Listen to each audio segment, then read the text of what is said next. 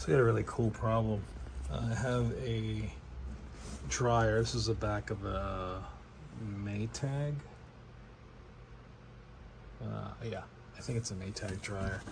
And no, sorry, Whirlpool. And I had a hunch that the heating element has failed, right? So look at how easy it is to verify this. So you take this. You don't have to take it off, right? But you can do it. Unplug the machine. So unplugged, power cord unplugged, and then you just go like this. Put your multimeter in ohms. You want to measure resistance, right? Look at that. 10.1 ohms, right? This is the good one. All right. Grab the bad one here. All right, so here's the bad one. It's quite dark and burnt up. So there's some failure somewhere, but I don't know where. Right? So this heating unit has failed, right? And then this part here, you have to you can get a new one, or maybe try to reuse this one. I'll test this one separately to see how it's behaving, but either way, this whole thing is compromised, so you have to replace it. And that's how you know if you have an issue with your heater, and you check that and you don't get those right resistance values, the heating unit has failed. All right, so it looks like the resistance value, this is the old one, it's the new one. The resistance value from here to here is about 0.2 ohms, so 0.2 of an ohm from here to here. So I'm getting the same value on both of them. Let's see. So here's the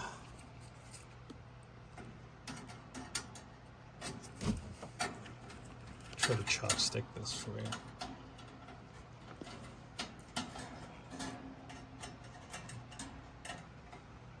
That's what I'm doing. That's what I got.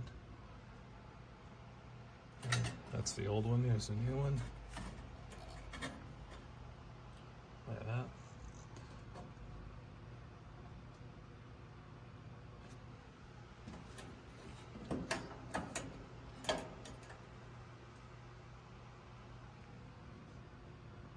.2.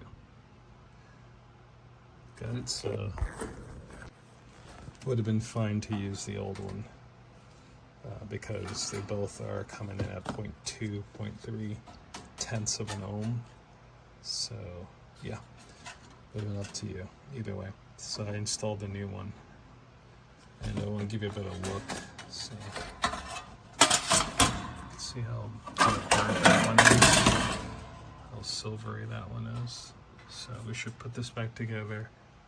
I'm going to pull this apart here and vacuum this out, and this should be fine. Vacuum all of this out too while we're at it. So I just took 4 screws off. 1, 2, 3. There's another one over here somewhere, right there. And then that's what we're looking at. It's going to be the blower side. Look at this.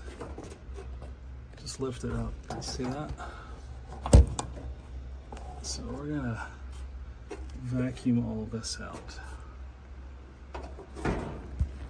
I'm not going to pull this all the way off. I'm just going to get in there with the vacuum and get at it. Alright, so that's the Whirlpool model information right there. It's a WED 5000DW2. That's Whirlpool. Oh, looks like that. Oh, looks like that.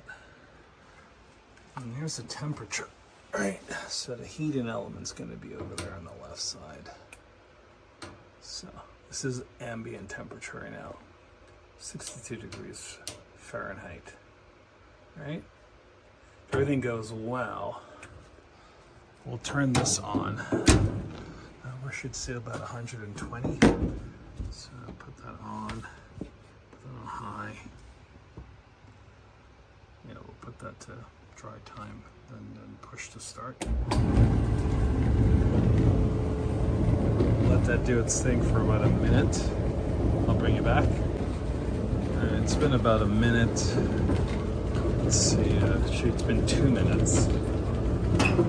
It's been open. You can smell it. If you could smell, only if you could smell. 244 degrees. Alright, I'd say this is fixed. Alright, if you like the video, don't forget to comment and subscribe. And I also recommend, if you ever get like your hands on older washers and dryers, get the older ones, man. These things are so easy, they're so simple to repair. Don't get the new stuff. Stay away from all the electronics. They're a waste. All you need to do is turn on your machine and set temperature and hit go.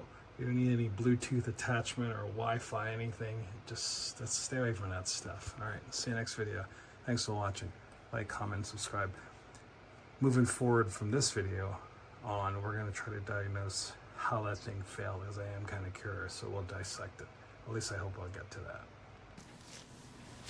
All right, so we're back at this little like heating element. If you don't know what you're looking at, this is a heating element for a dryer, laundry dryer. So what we discovered was this thing had no continuity. We need to figure. I would like to figure out why. So if you're watching the video at this point here, you are, like myself, inquisitive, and I should have continuity. So let's put this in beep mode. I'm sorry. So you can see it's the mode we're in right there.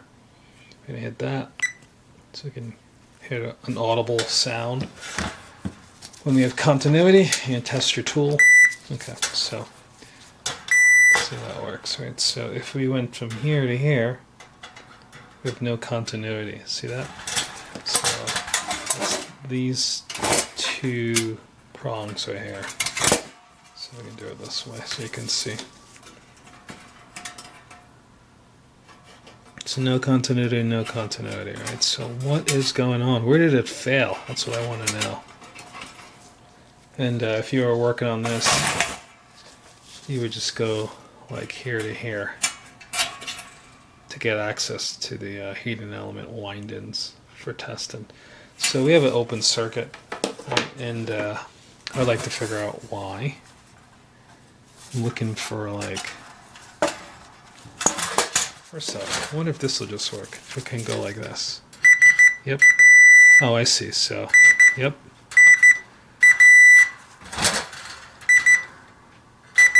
Okay. Let's add some alligator clips and attach that to here. Attach that to this lead. Okay. Alright, let's see. Continuity. Good stuff. I love it. 2.7 ohms. It's jumping around a lot. So you can see. 2.13.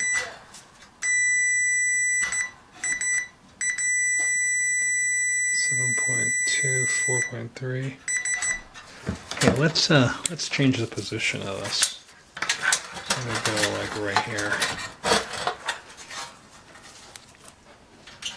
Plug that into there. Go right onto here. What?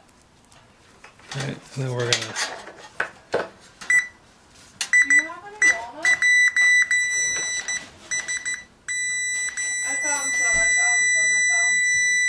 It's kind of unstable, isn't it?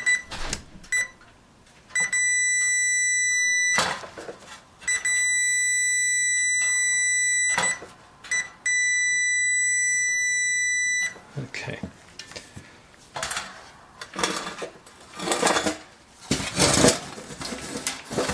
What about over here? Nope. No continuity there. Alright, so somewhere on this side. Ah, Jesus, there it is. That's hilarious. You ready for this? Right here. That's your failure point. See that? That thing was not happy.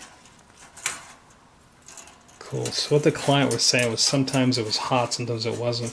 So I'm assuming it was just touching against the other one occasionally until, well, as you can tell, it just completely broke off. Good stuff. So that's how it failed. Now, if you're really a super cheap person, you probably can do like a metal on metal like clamp.